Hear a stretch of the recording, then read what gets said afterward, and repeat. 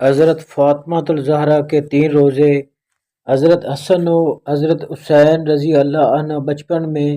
ایک مرتبہ بیمار ہو گئے تو حضرت علی، حضرت فاطمہ اور حضرت فضا رضی اللہ عنہ نے ان شہزادوں کی صحت کے لیے 3 روزوں کی منت مانی۔ اللہ تعالیٰ نے دونوں شہزادوں کو شفا دے دی۔ جب نظر کے روزوں کے ادا کرنے کا وقت آیا تو سب نے روزے کی نیت کر لی۔ حضرت علی رضی اللہ عنہ ایک یہودی سے 3 سا جو لائے، ایک سا جو تینوں دن پکائے،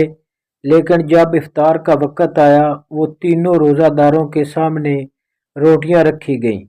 تو ایک دن مسکین، ایک دن یتیم، ایک دن قیدی دروازے پر آ گئے اور روٹیوں کا سوال کیا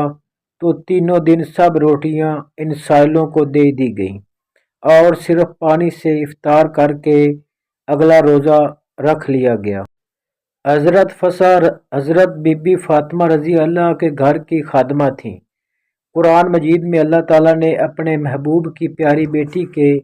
گھر کی اس سرگزشت کو ان لفظوں میں بیان فرمایا ہے کہ ترجمہ ہے جس کا، اور اہل بیت کھانا کھلاتے ہیں